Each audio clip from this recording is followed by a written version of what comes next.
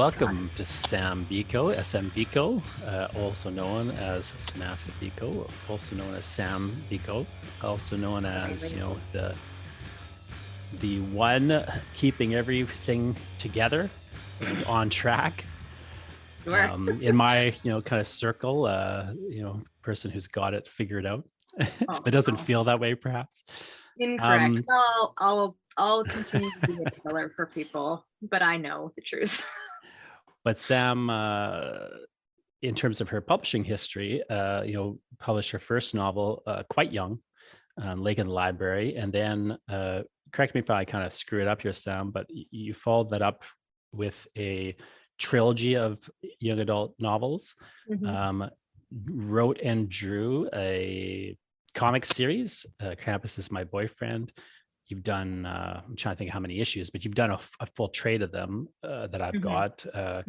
And you've done a lot of other things, of course, but then your next kind of big thing on the horizon here is a 5-book series. So I wonder if you could talk just a little bit about that new series, maybe. And I know a lot of people are interested in writing a series versus, sort of what you kind of came out with, like that one solo standalone book. So I'm curious if you could just talk a little bit about what that new series is, maybe kind of how it compares to your old series, just for starters. Sure. So that's a great start. This new series that's coming out, it's not new. It's not like it came out of nowhere. The first book is called The Stars of Mount Quix. The basic log line for the book, that book, and for the series is it's fantasy that takes place in a world that's kind of like our own, but isn't. It's a world called Brindlewatch. The series is called the Brindlewatch Quintet. And so there is magic, there are monsters, and there are the people who befriend them and kind of help them with their conflicts and with their challenges. The era that this world kind of takes place in is sort of 1940s-esque, and there is an overarching great war going on, but it is still that fantasy adventure sort of feel. Now, this book, I wrote a first draft of The Stars of Mount Quix after I wrote The Lake in the Library, which I wrote when I was 16, and I'm 33, I think now. I wrote The Lake in the Library in high school as kind of an experiment, and then I just kind of kept writing, and I wrote this draft of The Stars of Mount Quix. It was 100 pages. It was not very good. And I put it away in a virtual trunk. That's kind of what a lot of writers refer to as just some place you shove a work that you're not ready to finish, or kind of the energy on it peters out. And you just put it away. And then in the middle of kind of working on the Realms of Ancient series, which is this chunky, extremely long series that I was working on, I pulled out The Stars of Mount Quix because I was kind of thinking of the future, and I had become a completely different writer by this point. When you write like this series that I just showed you, it's over 480,000 words. It's extremely complicated. It's very dark, has very mature themes for young adult. And I was looking kind of to write something or work on something a little lighter, almost as just a way to exercise the series out of my system. So I pulled out Quix, and I was like, the story in this is it's kind of still an interesting little story. So I think I'll just work on this. And I redrafted it.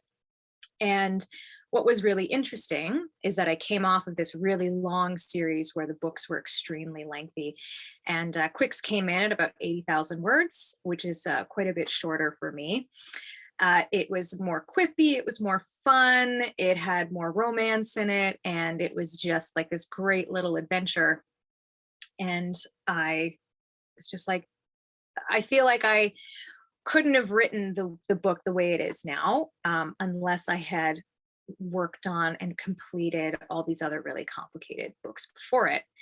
And then I kind of was like, I really like this world that I've built. So I planned out sequels, and I just did it very loosely.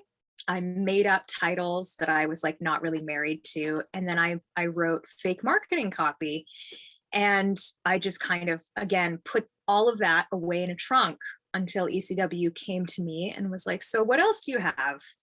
And I sent them that. And I was shocked when they signed The Realms of Ancient, the trilogy, because they signed it sight unseen.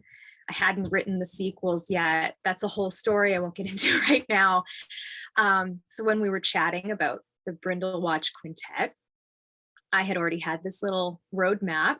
And I said, yeah, well, so here's Quicks. They liked it. That was nice. But I was like, well, I've also developed 4 sequels, and I know 5 books is too much. That's too much to ask for. So I know that you'll probably only maybe want 3. And they were like, no, we'll take all 5. We'll do it all at once. And that kind of comes from building a relationship with the publisher that can trust you to deliver and trusts in your work. And again, I was very shocked, and the shock never really wears off because, as you know, Jonathan, and as maybe some folks on this call, being a writer, being a creative person, you're always doubting yourself. You will be like 90 and probably have written like 50 books, and you're still like, I don't think I got another one in me, but you do. So yeah, that's kind of how this series came about. But I know a lot of people think, when you think of an author and you think of that fantasy of being a career writer, that they just the ideas just come out and the deals just happen. But I drafted Quicks, the first draft, in 2010, and it's 2022 now, and the book isn't coming out until 2023.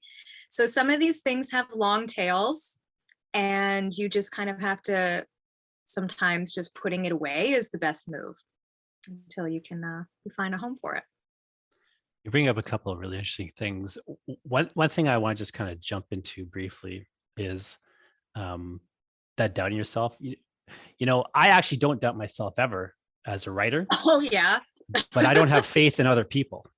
And so it's almost like the inverse of that scenario. Like, I'll doubt myself in other areas, but I feel like I've got it sewn up with writing, but I don't have like faith in other people so much, and like the ability of someone else. Not that I think I'm a genius or anything, but just like objectively, I'm a good writer. Side. Yeah, like it's a good book. I'm a good writer. Like, I can see and I can pick it apart, what's good and bad about it and so on. I'm pretty analytical that way, but I know that it's like, I'll have my hurdles in other areas that are like the other psychological hurdles connected to it and so on. And I do feel like that all of it's in the same realm, though, of kind of getting in your own way. It's hard not to get into your own way as a writer. Like, the benefit of it as a career is that no one can fire you, right?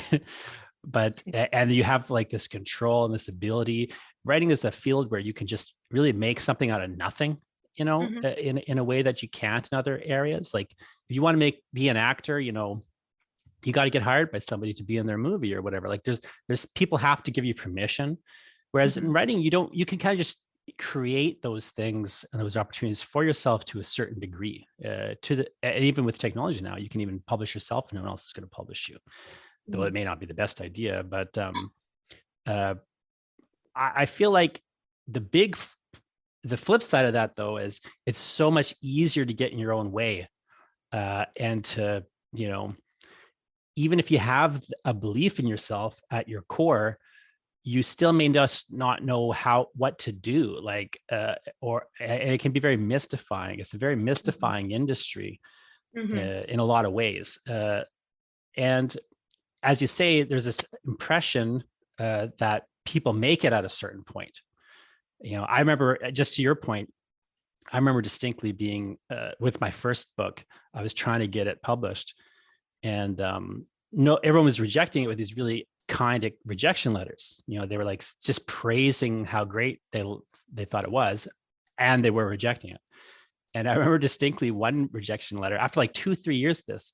I got a rejection letter from a publisher that said, we're in the habit of publishing books that we don't think other people are going to publish, that really we want to give books a chance that have never, maybe aren't going to get a chance elsewhere. And we just know other people want to publish this book. And I really was like, I assure you, no one else wants to publish this book. Yeah. It's been years and Yeah. years and years, Yeah. And even after I'd published a bunch of books, I remember just for my last book, I had sent it to the publisher. I'd done 3 other books with at that point, or 2 other books with at that point. And I was just like, I spent 9 months just begging them to reject it. Like, please, send me a rejection even. That's fine. Just so I want to send it to someone else if you're not going to take it, Yeah. And like, they really wanted to do it, but they can't, like they got to make the case. You know what I mean? Yeah. Like, so even if you're quote unquote making it, and you've got publishers who believe in your work, and maybe you're winning awards, and even if you're selling books, it's still like every time you have to break down that wall because the world changes around you, and all of a sudden, it's just a tentative, difficult business. Yeah. Yeah. So you bring up that relationship aspect. I really would like to just, before we move on to other things, talk a bit more about that. What do you think are some of the things that a writer can or should do, or just be aware of when they're developing a relationship with the publisher? Like, how can they, so one, what are some of the red flags when you're developing a relationship with the publisher that maybe isn't going well, or might not go well? And then 2, like, what are the things you can do as a writer to kind of make that relationship the best relationship you can, and like come at it in a way where you're not acting entitled, but you're still serving your best interests?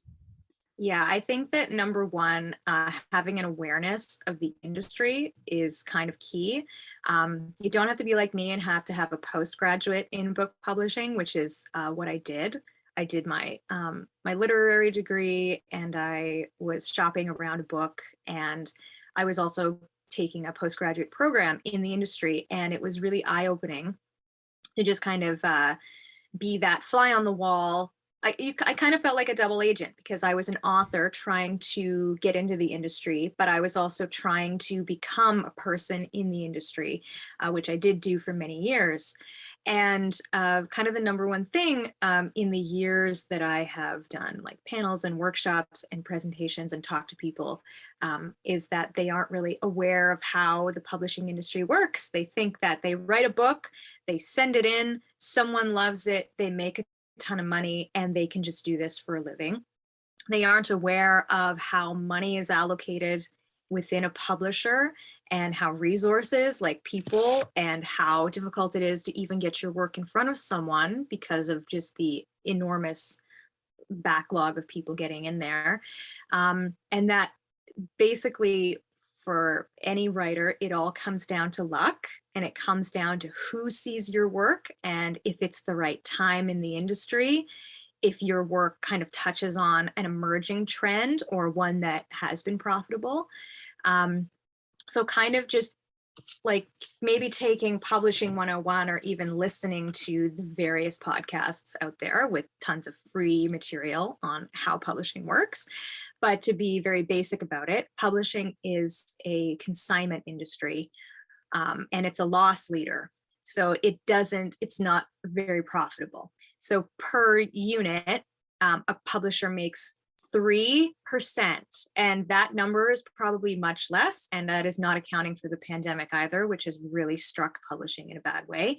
So what that means is for every 1 copy, the publisher makes a 3% profit on it, which is nothing. The next loss leader in the economy of like consumerism is fashion, which actually they only make 5% per each piece of clothing that they sell.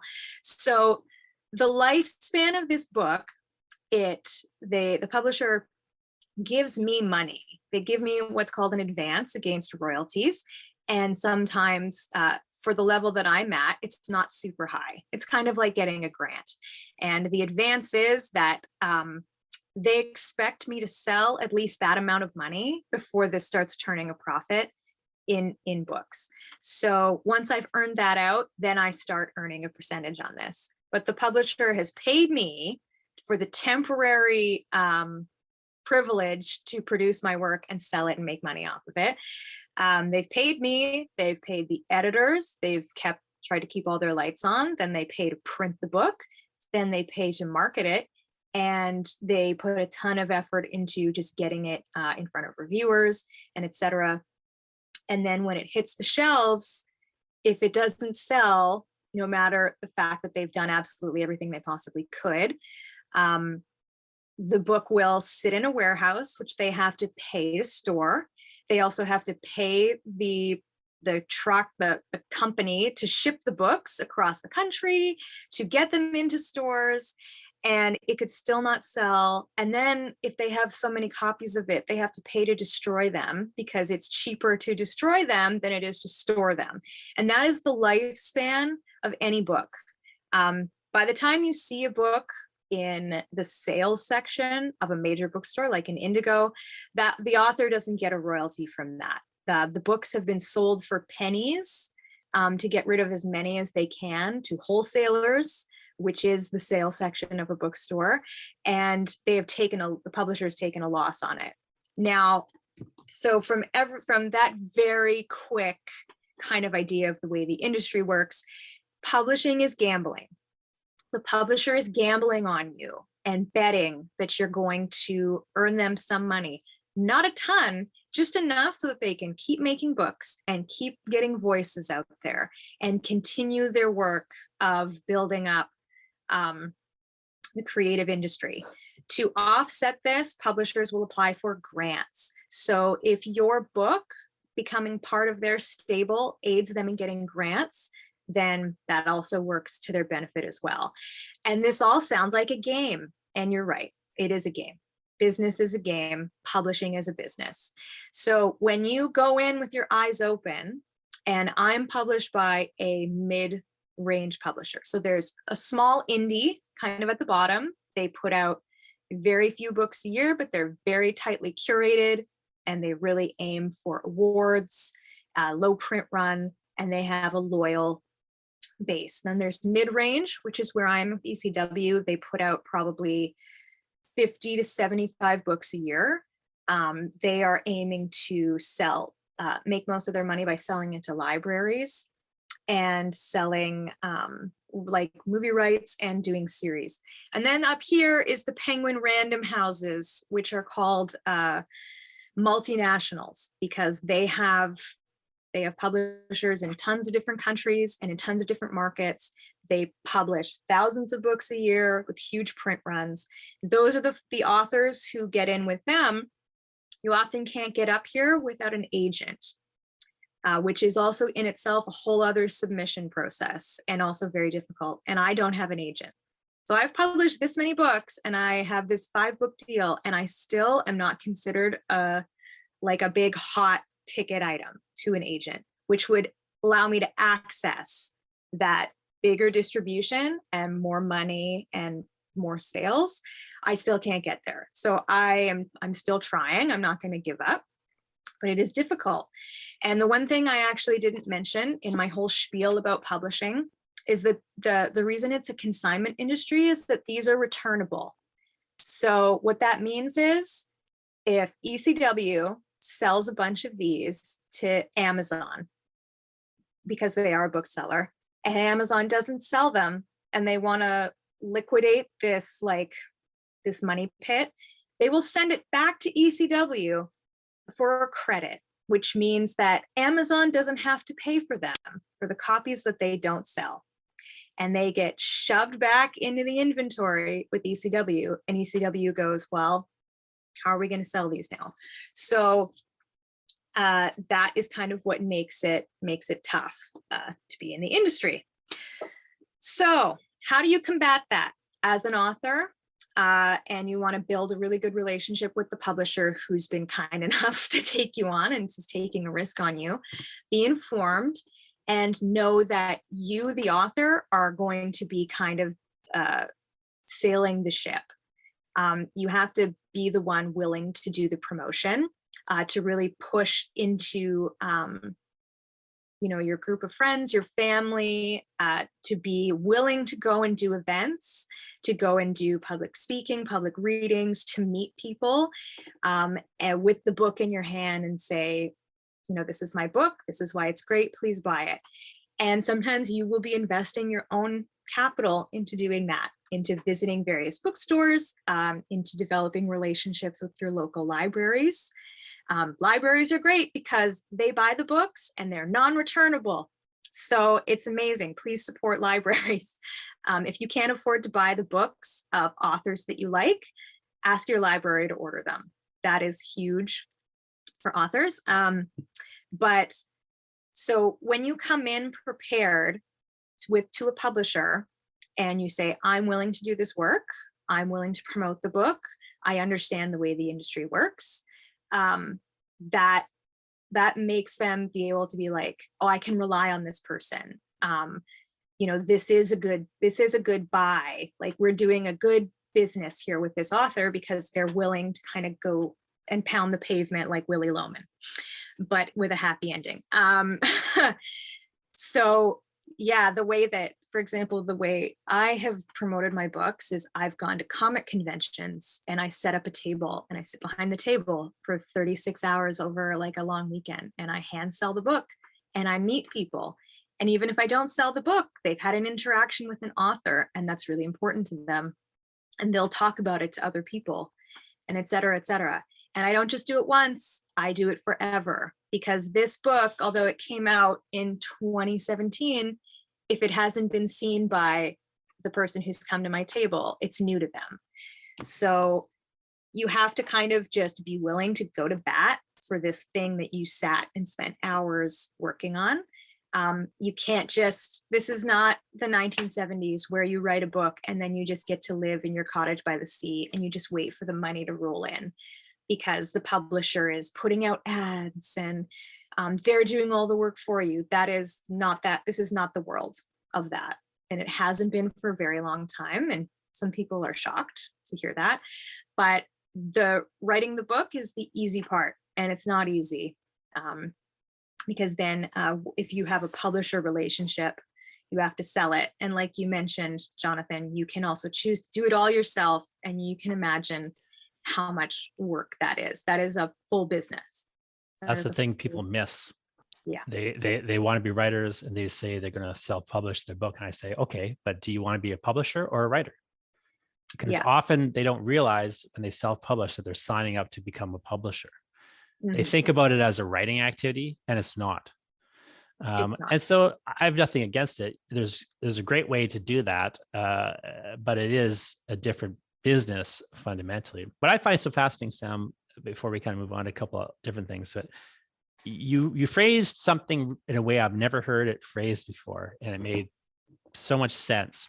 What I've always found baffling about publishing is that it operating as a loss leader industry. And normally how a loss leader works is, like you get the Canadian Tire flyer, you open it up and it says, batteries are, $2 for a 20 pack. And you're like, batteries. And you go down to Canadian Tire. Now they are losing money on that. They're making no money or losing money on the batteries you buy. But once you're in the store, you'll buy something else, presumably something worth more than batteries where there's a higher profit margin.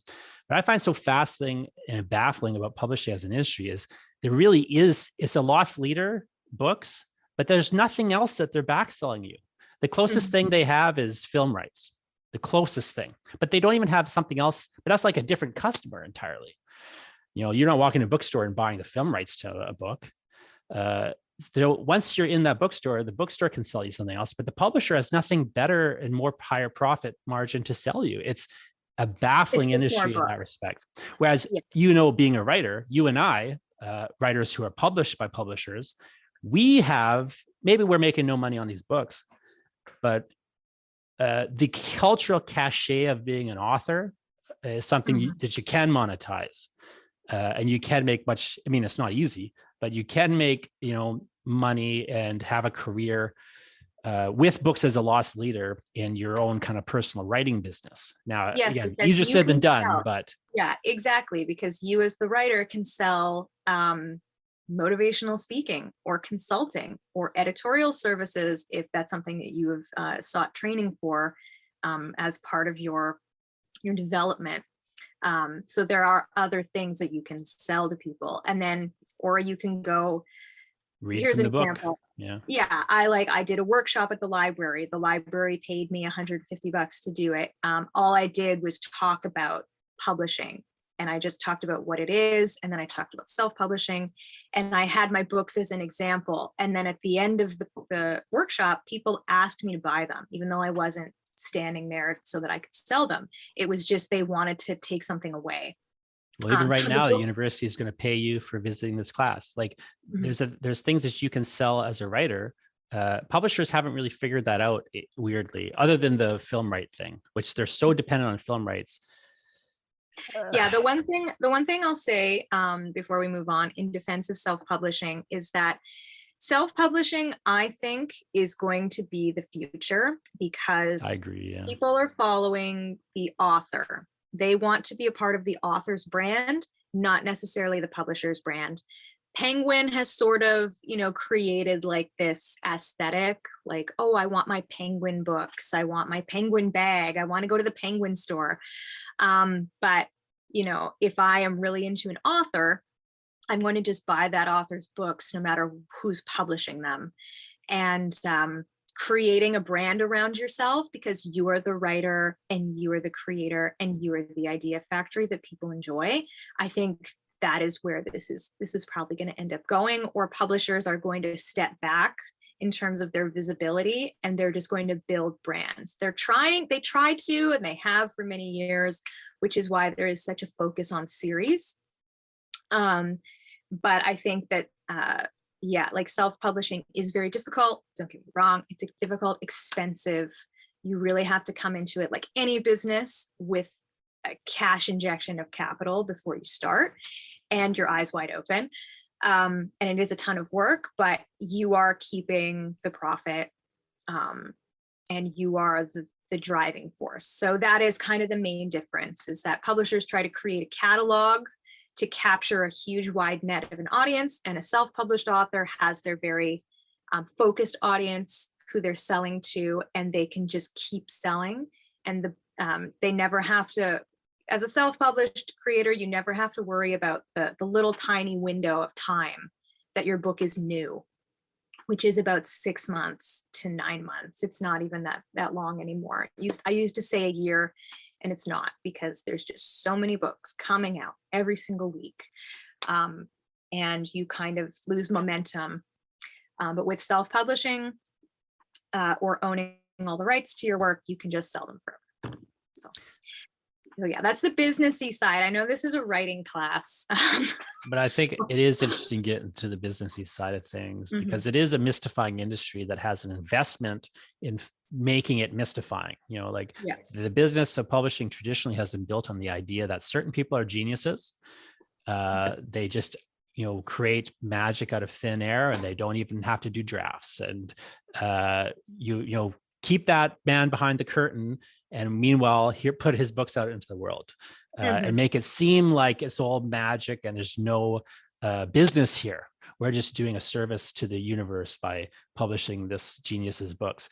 There's a whole web of, it has changed in many ways, and we've got information access in the way we never had. Of course, it's good and bad information we have access to now, but I think that it does have that smoke screen around it still, and I think it's always worthwhile to spend a little bit of time demystifying it a bit. Max, though, has a more specific question about making a fantasy world.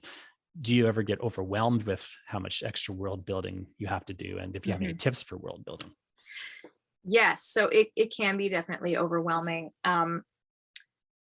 It's also a big question, because this, when you kind of get into technical writing stuff, every single person is going to have a different way of approaching and tackling it. So for me, when I'm thinking of a story, it comes to me very visually and very cinematically in my mind's eye. That's just the way that my brain works. And often it's one scene, characters I don't know, in a world that you're just kind of seeing snippets of. And you kind of have to remember that when you're writing, you are trying to transcribe the things that you see in your mind, but you don't have to provide absolutely every single detail. What you're creating in a book is essentially wallpaper, is essentially a set, and you're allowing the reader to backfill so that it becomes more dense, and you're just kind of suggesting things. You don't have to, when I was early on, when I first started out, I would get really bogged down in planning, in developing, and you're spending all of that time that could be writing the actual story that's taking place. So kind of having in your mind your own knowledge of the world, and allowing some of those details to just come out in the story, that takes some time to develop that skill. But starting out with very basic things: where is this taking place? What kind of, you think of things like what kind of climate, so kind of climate is occurring here. What are the resources that people are using day to day? Is there a lack of resources? Is that part of the story? You do have to sometimes allow the story to influence what is going on in this fantasy world. So it's such a tough question, because I do both at the same time. I develop the story, and then I'm also filling in the world. And I'm not sitting there and dumping page after page after page of detail on the reader, because that's boring to read and boring to write and exhausting, because then you're going to be like, I'm missing this detail. I need to talk about the geopolitical landscape of what is occurring.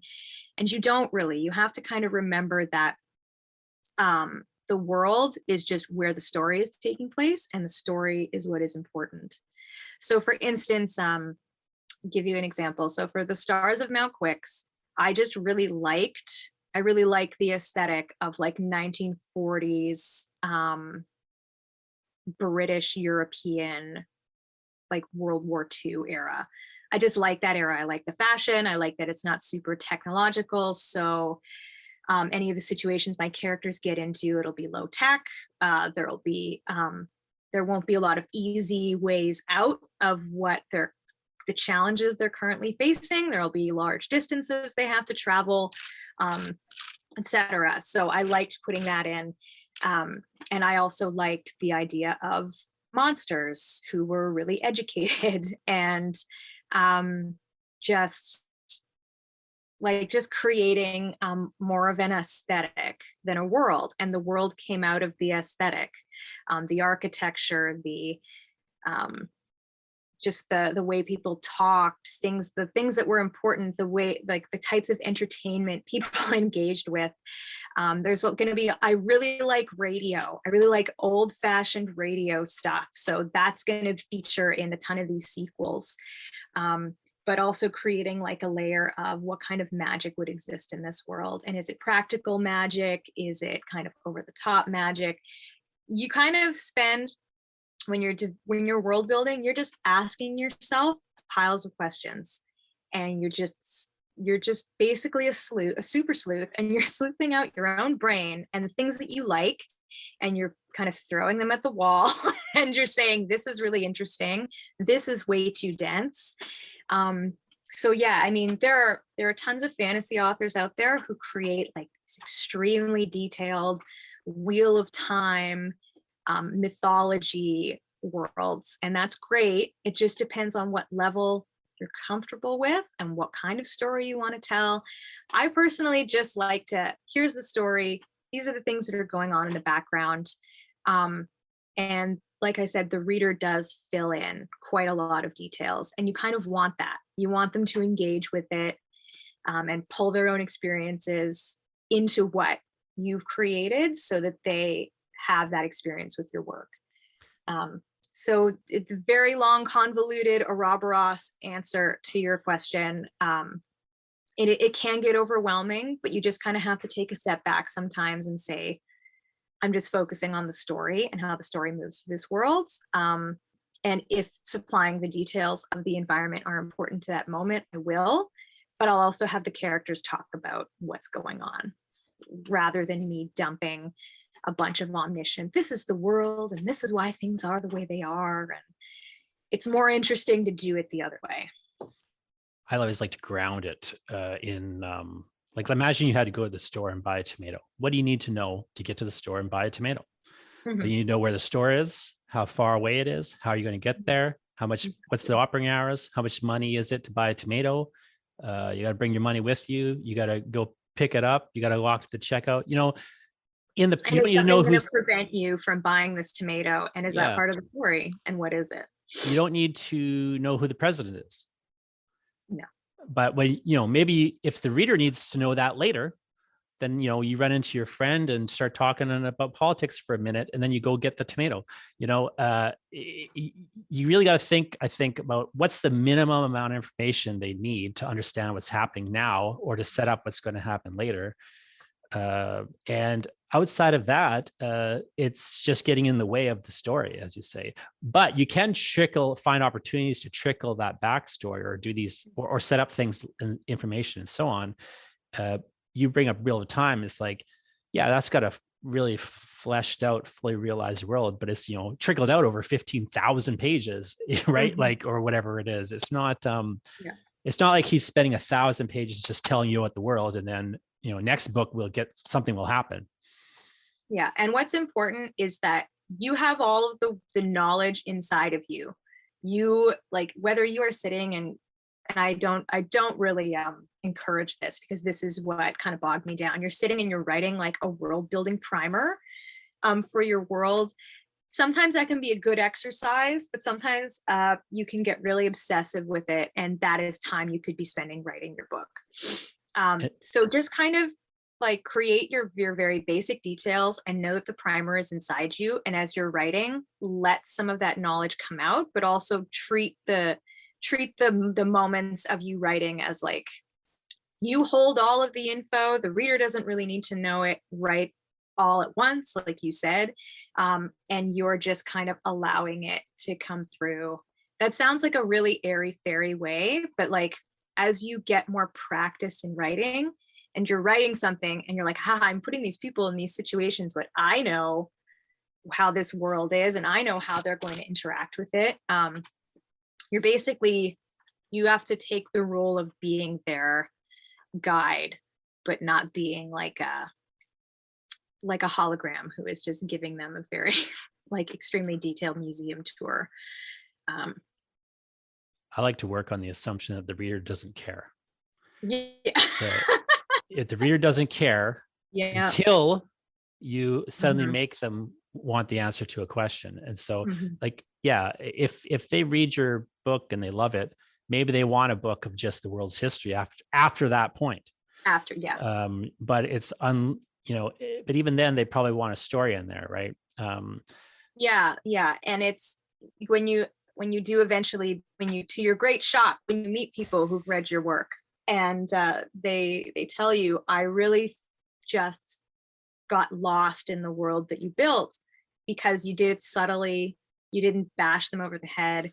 You were telling the story and they were engaged by the story taking place in the world that you created, and they became just immersed in it.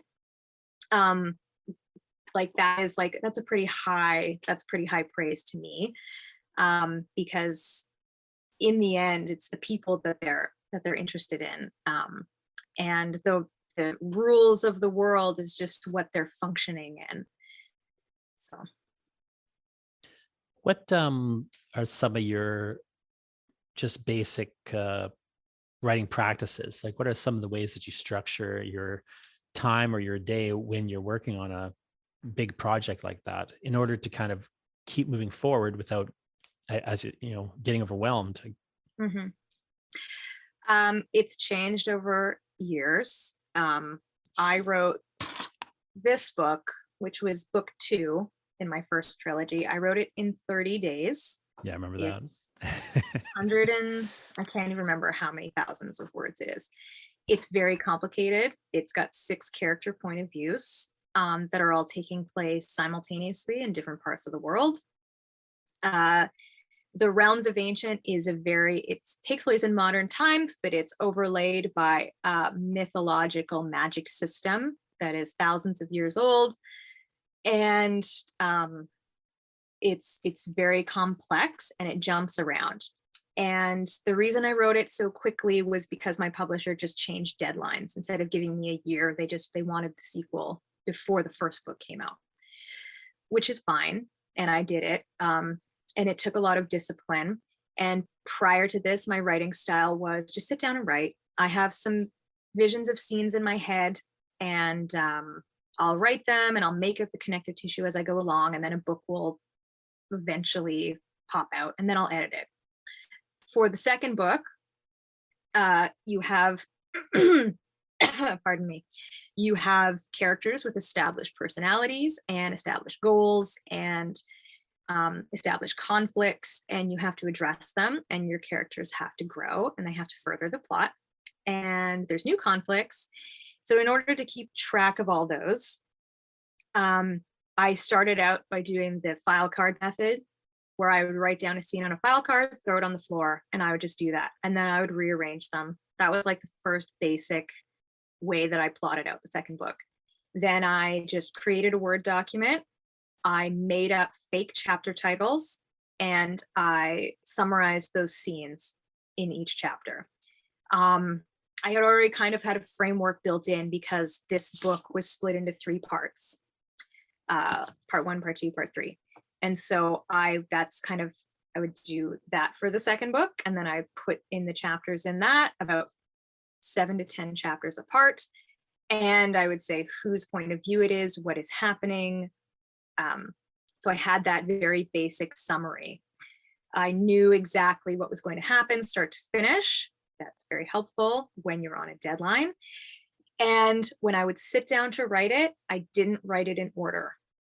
I would just say, I feel like writing this character's scene because I'm feeling it more strongly today. And then I would jump to like part 3 and write a scene there and jump back to part 2. And doing that, actually, it took the pressure off of feeling that I have so many blank pages in front of me, which can be kind of anxiety inducing. And also, I've already written this scene, so I already know what occurs here, so that when I come back and write another scene over here that's connective tissue for that, I've already got the details. And that really helped, just kind of filling in the little blanks. And then a draft was done.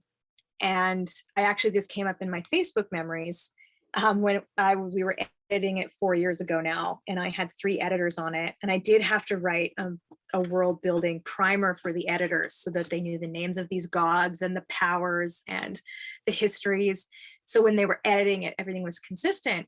And very shockingly, it hung together a lot nicer than I thought, because I had delay. I was in a rush and I was stressed out. Some days I would write 1,000 words. Some days I'd write 10,000 words. But it's one of my strongest books, because I just kind of sat down and said, if I want to get this right, and not even just if I want it to be good, if I want to make sure that these plot lines are wrapped up, or this important thing is introduced, or this makes sense, I have to change my ways. Pantsing it can be very fun, where you're like, I don't even know what's going to happen, and you're just kind of coming up with things on a whim. But that can get really exhausting when you have a really complicated book.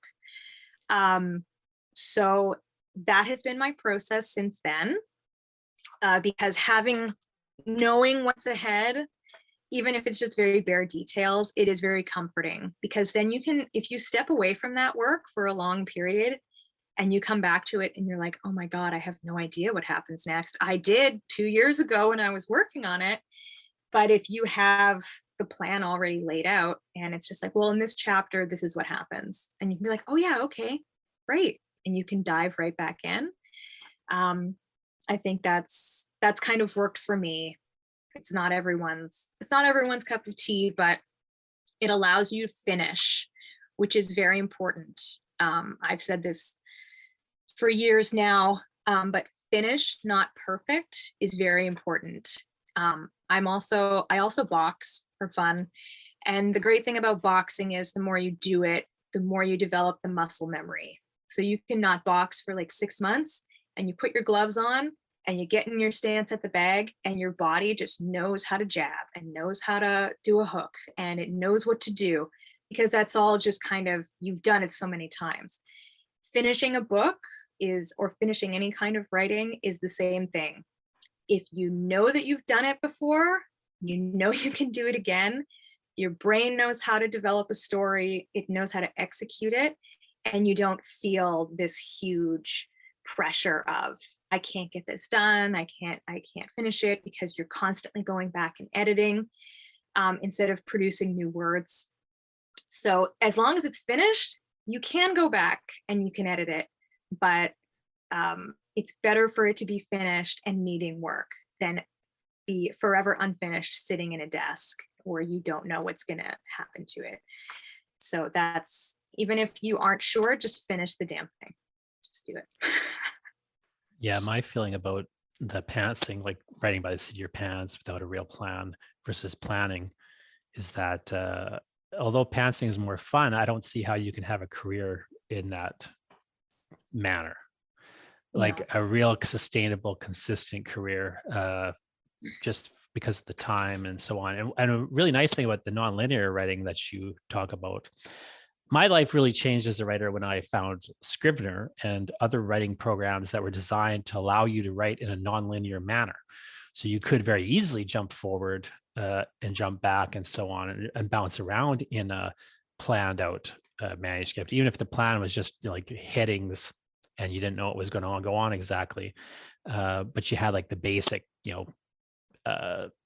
big beats of the story or whatever.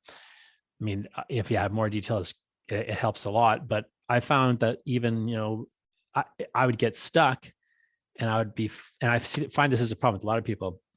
They'll get stuck where they don't know what to do next, but they know some later thing, but they just have the idea that somehow they have to write linearly. And it takes sometimes people a long time to get out of that idea that you have to write the story in the way that the reader's going to read the story. It just doesn't, it just isn't true. And if you're ever stuck in a spot, there's almost certainly you can jump to another spot. You must know something else that's going to happen in the story, or you can even just make a random decision and come back and fix it later, because it doesn't need to be perfect, as you say, and especially in your early drafts. And it's a real game changer, I think, for people when they start to realize that, oh, this is a craft process. Oh yeah, this is an exercise. This is just, you're not sitting down to write a masterwork. You're just kind of putting in the time and going through some paces and using some tools that you've built up over time. And your own roadblocks, and then you kind of have developed ways to get around them. And you just kind of go for it. In the end, you have to kind of look at writing as a discipline. No one starts out as a good writer. You might inherently have a talent or an inclination towards it, but it takes practice, and it takes sitting down and working on it in order to keep improving, and you will keep improving. And you also don't get to be some really great writer by just writing. You have to read what other people are putting out there. You have to expose yourself more to the world. You really have to work on developing empathy. That's actually like one of my number one things that I talk about with young writers, is you really have to develop that ability to put yourself in someone else's shoes, not just imagine yourself as that person. You also have to imagine yourself with all the things they've gone through, with the place they are in their life, the choices that they've made that have gotten them to this point, the things that they want, the things that they are ashamed of, the mistakes they've made. Being a good writer is internalizing all of that and then writing as that person. You are basically putting on that person when you're writing. And if you have piles of different characters, you have to be switching and switching and switching and switching. And you have to be thinking of what their intentions are, and will they go against their nature? And that all comes from empathy.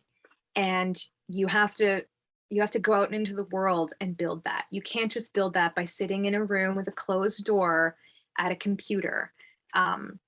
you have to live in order to be a good writer too. Like that's also part of like the toolkit. And people are like, what course should I take to be an author? And it's like, the course is get out of your house, go have a different experience, and analyze the hell out of it as you're experiencing it. Like, and then take that back with you to your little desk.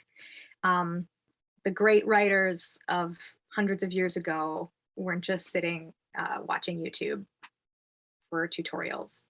They were out just enjoying the movable feast of Paris and all that crap. So, you know, just go out and live. That's a big, important part of writing. Don't you find that a lot of the advice too that you will go find on YouTube and so on is just wrong?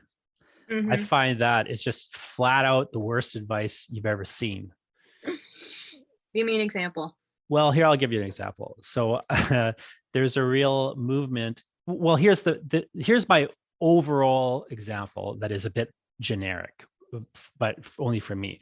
What I find and why I do all my stuff as like writing the wrong way, what I find is that there is a tendency among a newer writer to want to be like another writer that they admire.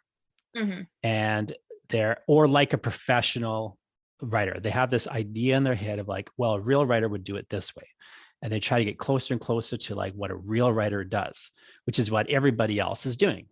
So like, if there's a way of writing dialogue or a way of writing description, you know, they'll try to get closer and closer to that. Or if there's a way of telling a story, they try to get closer and closer to that.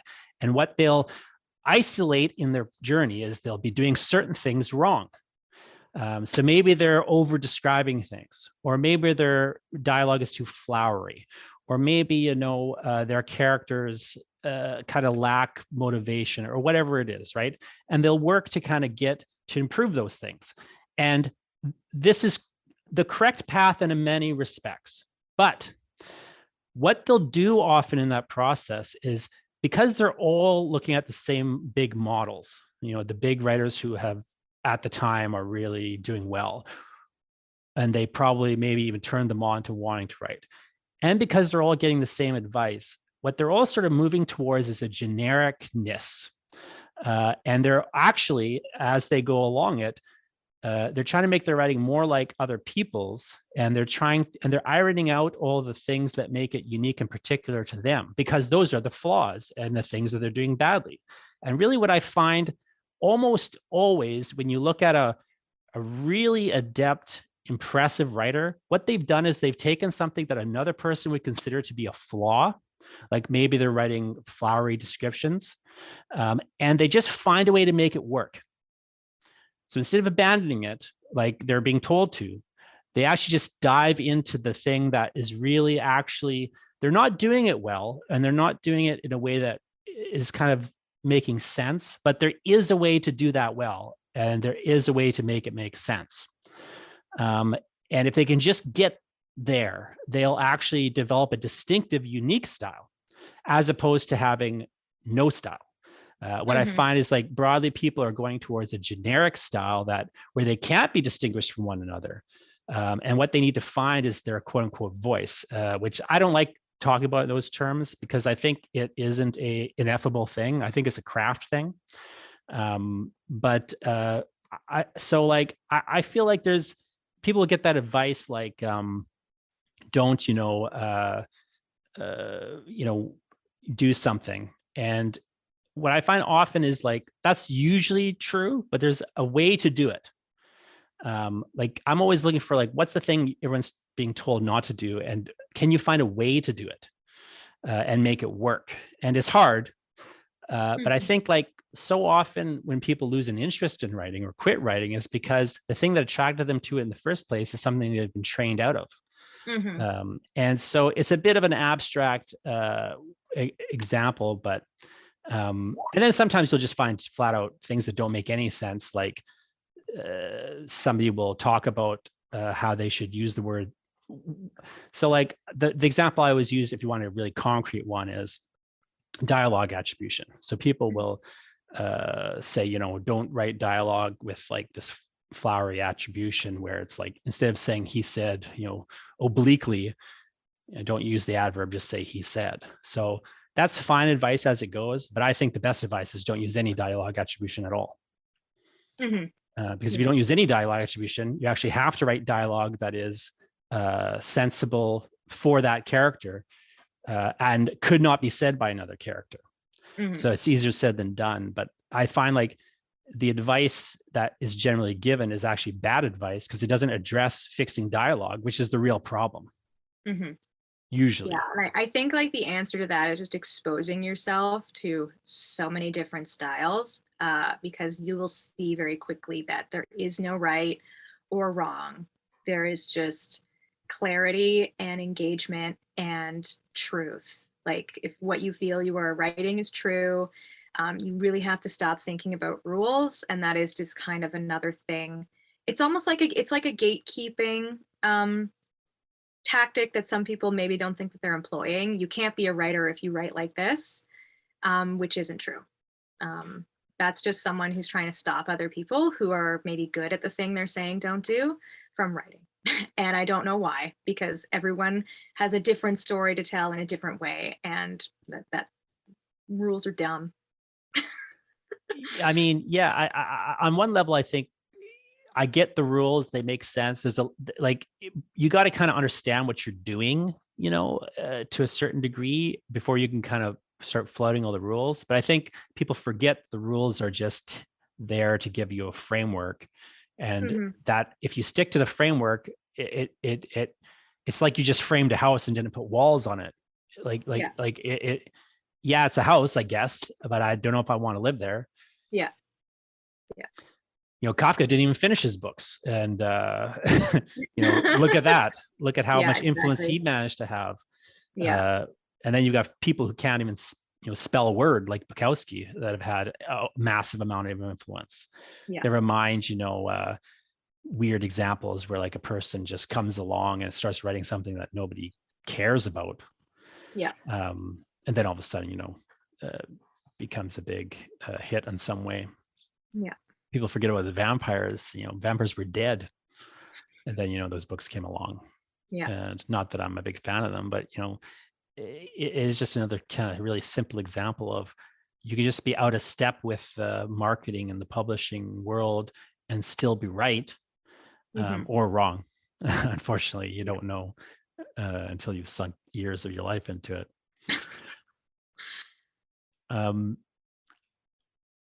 Sam, do you have any kind of final advice or final thoughts for people who, you know, are maybe trying to decide on what to write? You know, because a question I see a lot, and a kind of common theme of a lot of questions that people submitted here, where, you know, what do you do if you just aren't sure of your idea, or aren't sure whether you should be investing time in this particular thing versus this other thing, you know, or you know, how do you kind of select an idea that you want to spend, you know, 5 books writing about, say, Yeah, when I you mean, could be doing other things that now you can't do?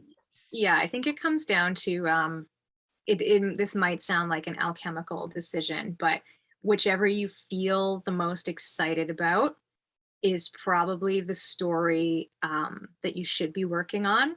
Don't think about trends. Don't think about money. Don't think about this is the book that's going to get me a publishing deal or win me an award. You really have to want to write it and be super into it and become like the super fan of this one idea, because that's the momentum that carries you into writing 5 books, into writing 3 books, into even writing one, even finishing one.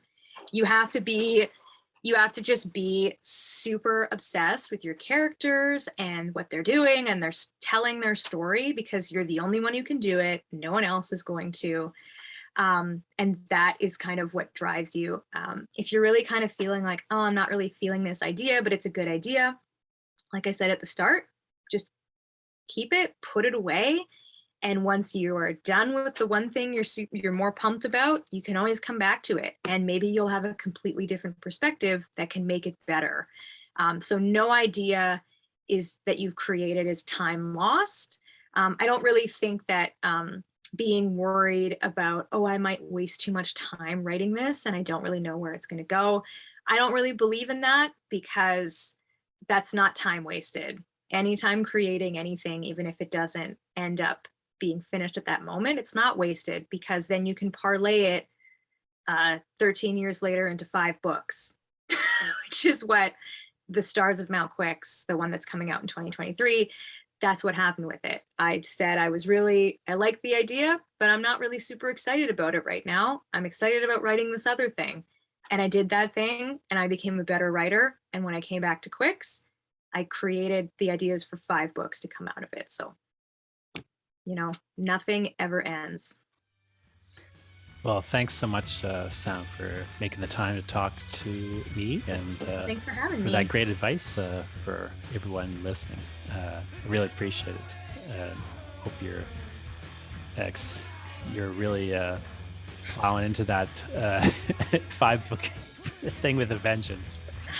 Sure am.